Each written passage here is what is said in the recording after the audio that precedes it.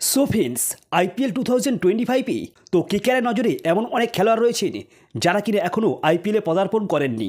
তো তারা বিধ্বংসী মাপের খেলোয়াড় এবং তো এবছর আইপিএলে কেকেআর তাদেরকে টার্গেট করতে পারেন। 2025 সালে আইপিএলে কেকেআরের টিম কম্বিনেশন কেমন হতে পারে এবং নিলাম থেকে তারা কোন কোন খেলোয়াড়কে দলে নিতে পারেন।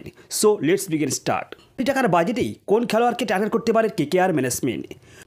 তো আগামী 24 এবং 25 নভেম্বর সৌদি আরবের জেদ্দায় অনুষ্ঠিত হতে পারে ইন্ডিয়ান প্রিমিয়ার লিগের বহু প্রতীক্ষিত নিলাম। তো কেকেআর এই মরশুমে ডিফেন্ডিং চ্যাম্পিয়ন হিসেবে অংশ নিচ্ছে।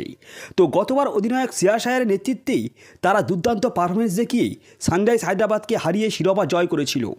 তো লিগ পর্বে শীর্ষস্থান দখল করেই প্লে অফে ওঠে এবং সানরাইজ হায়দ্রাবাদকে কোয়ালিফায়ার এবং ফাইনালে পরাজিত করেই ট্রফি হাতে তোলে কেকেআর। তবে এই মরশুমে কেকেআরের পরিকল্পনা কিছু পরিবর্তন এসেছে।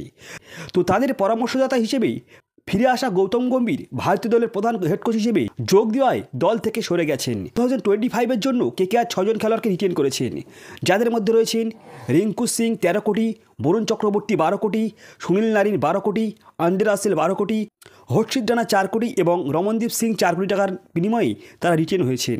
তবেই তাদের অধিনায়ক শ্রেয়াস আয়ারকে রিলিজ করে দেওয়ার পরই নতুন অধিনায়কের প্রয়োজন রয়েছে।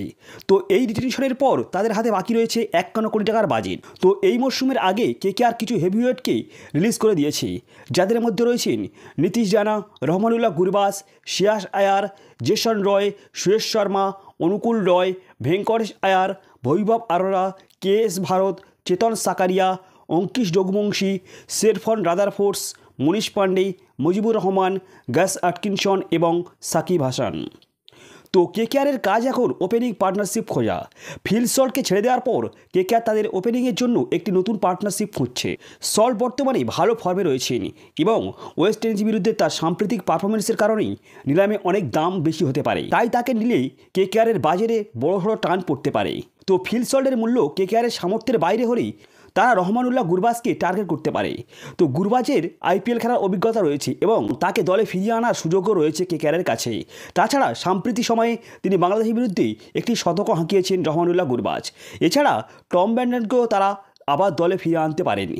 তো ভারতীয় উইকেট কিপারের জন্য কেকেআরের বিকল্প হিসেবে রয়েছেন মোহাম্মদ আজহারউদ্দিন। তো সেই সঙ্গে রয়েছেন ঈশান কিষান এবং জিতেশ শর্মা। সাইড ব্যাটসম্যান হিসেবে সিদ্দিকুল্লাহ আতালও কেকেআরের বিবেচনায় আসতে পারেন।